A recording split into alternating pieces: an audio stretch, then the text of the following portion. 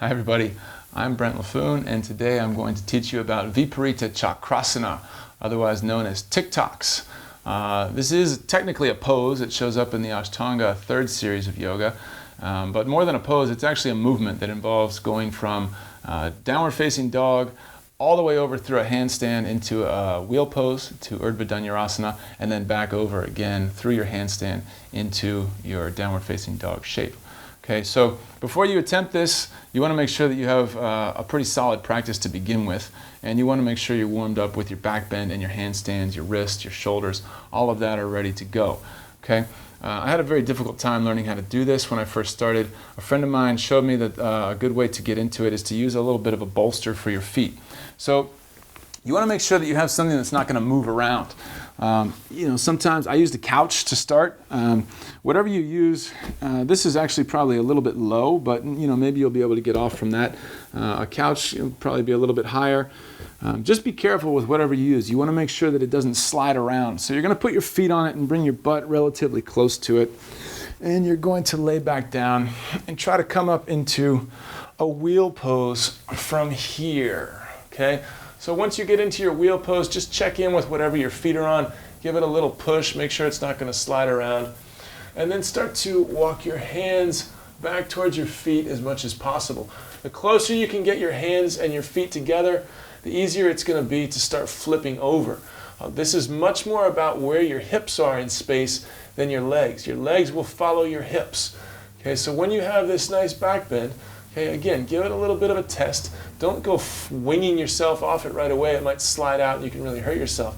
But once you're relatively sure that it's going to stay where it is, see if you can start to take a little bit of a jump and flip yourself all the way over. Okay? Once you get the hang of that, you've done it 3 times. They call that the Canadian lock in skateboarding. You don't have a trick until you've done it 3 times in a row. So do this at least 3 times in a row, and then when you're ready, push this thing aside, and let's try it for real. Okay, so you're going to set your feet up at the back of your mat, and you're going to come into a slightly shortened downward facing dog. And you're going to go ahead and come up onto your toes, bend your knees, and then give yourself a jump right up into a handstand and over all the way down into Urdhva Dhanurasana. Okay, so if that transition is okay, you're going to, again, get your feet as close to your hands as possible and take a big jump and go right back over. Okay, so once you get the basic movement, then you want to start getting fluid with going back and forth. So let me tuck my shirt in here so we don't go showing too much stuff. And then we're going to go ahead and get our confidence up, get our breath nice and smooth, get really calm and focused, and then here we go. Try to keep straight legs.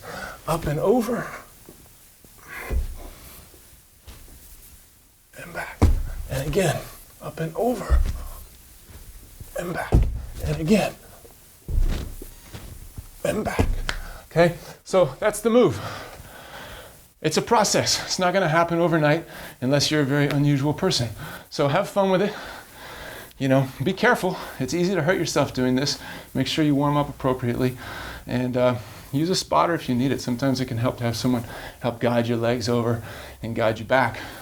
Go slowly. The slower you can do this, the better your chance of success. Have fun with the process. Keep practicing. Good luck. Namaste.